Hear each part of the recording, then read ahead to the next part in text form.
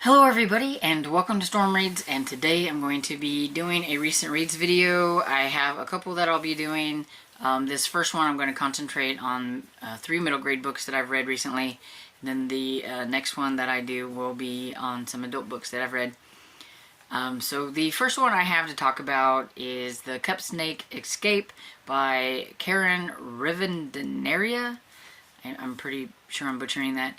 But this is the second book in the Franken-School series, and it is an e-arc that comes out next year. I think it comes out in January. It's either January or February, because I was trying to get to some of those.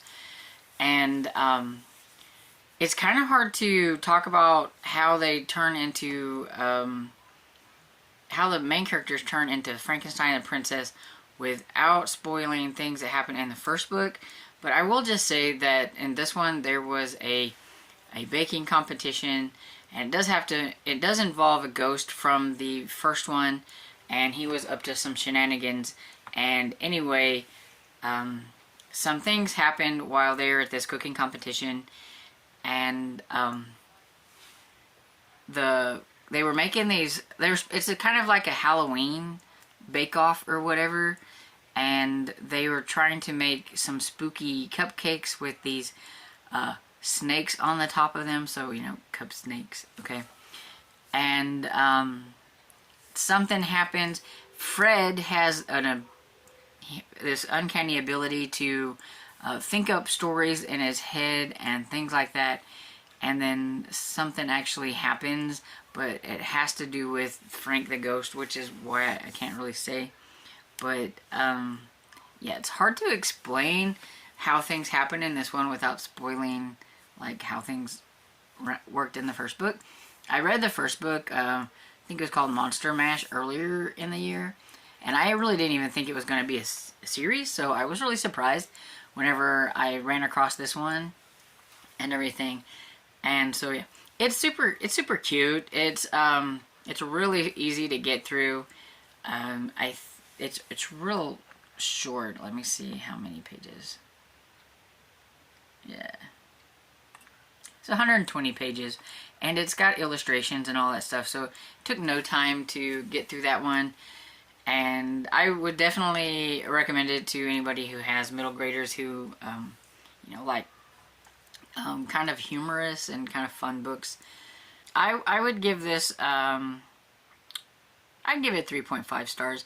It's cute, it's short, the characters are fun, the story was kind of funny and everything. But like I said, the first one, to me, I didn't think it needed a second book.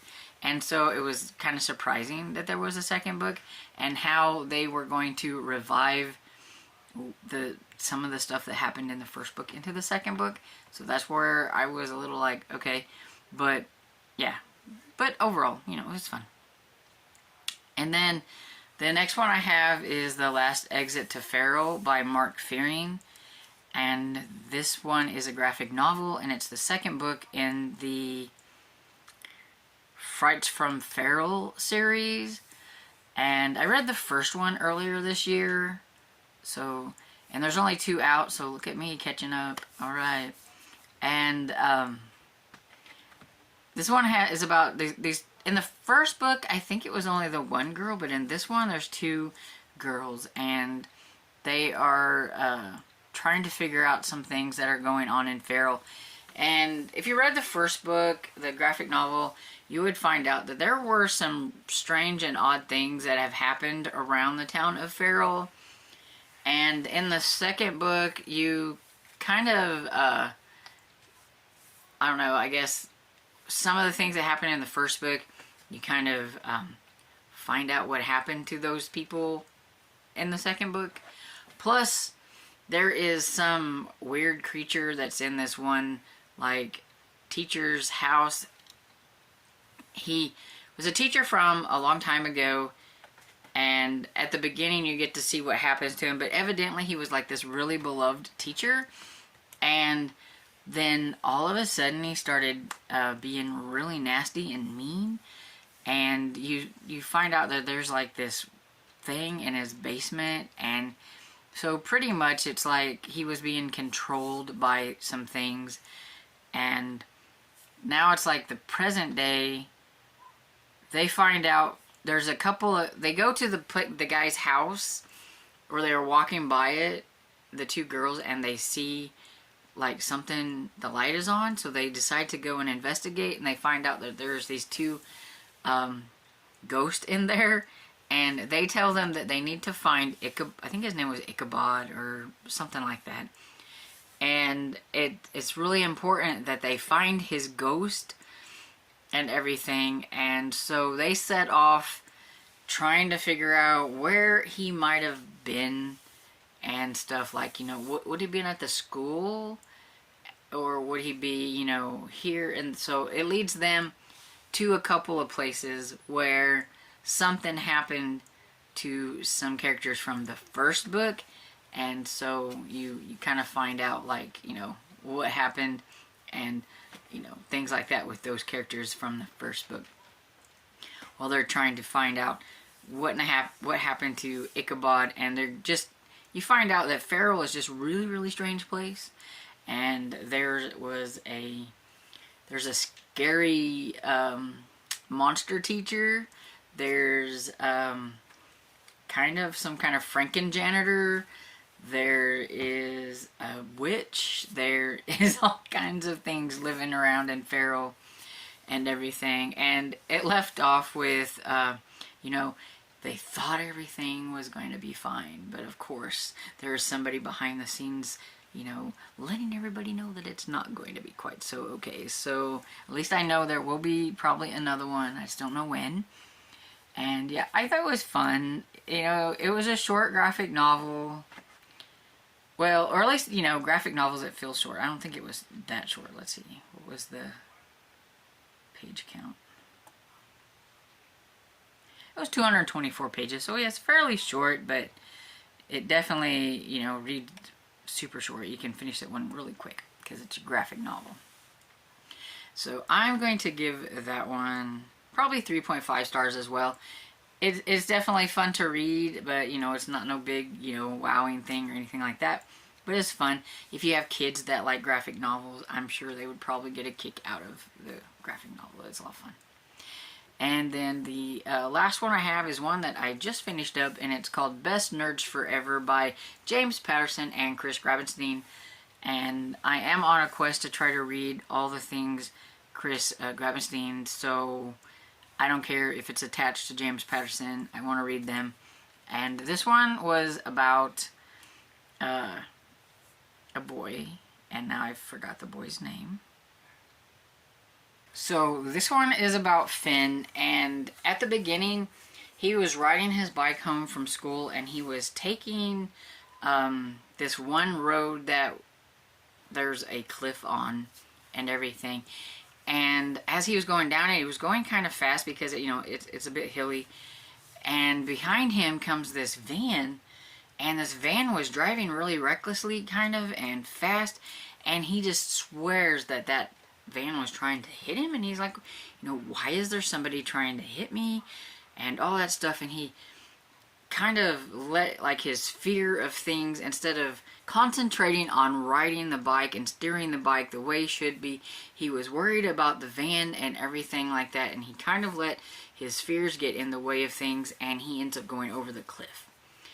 And then he kind of wakes up, and he's a ghost, and he you know, sees, like, you know, what happened. He fell off that cliff and everything, and they find his body. They have, like, you know, they have a funeral. They do all this kind of stuff and everything. He goes to it. He's kind of discovering what it's like to be a ghost. He feels really bad because his friends are mourning him, and he wants to find out what happened. Who is that guy that was driving so reckless that run him off the road and everything, and, you know, wants to protect other people from something like that happening to them. And along the way he meets a girl, and I think her name was Isabella. I don't know if it mentions it. No, it doesn't mention it. Yeah, I think her name was Isabella, or Isabel, or something like that. And she's a ghost too, but he recognizes her from some posters that he's seen, because she had been missing for 4 months, And so obviously if he can see her as a ghost, then that must mean that she's dead and everything. And they kind of become friends, and you find out that like Finn, his father was always worried about everything, about, he always gave him statistics, you know, he wouldn't let him go into the lake because do you know how many people drowned each year? He couldn't go and do this or that, or he couldn't, you know, he wasn't allowed to do all these fun things. He could go to the lake and watch his friends swim, but he wasn't ever allowed to go and swim. His friends liked to jump off of this cliff and into the water, and he was never allowed to do that. He would have to go down and meet them down at the bottom and everything. Now you would think, you know, as a kid, when his parents weren't there, would his parents didn't know he, you know, would, but no, he was, you know, he didn't do things because his father had ground this into him, and so much that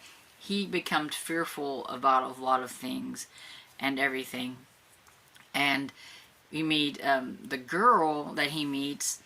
She had like, she feels like her life was kind of nothing. At least he had friends. She didn't even have any friends. She was very scared. She couldn't kind of remember what exactly happened to her.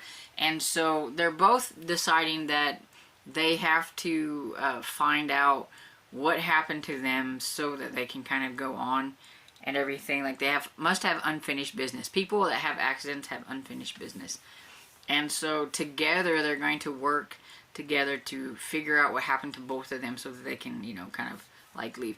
And so they kind of become these ghost friends and everything. And he watches over his friends and everything as he's doing things. And it deals a lot with friendships and grieving and fear and things like that, because he has to watch his friends grieve about him, his parents, his little brother, and things like that. And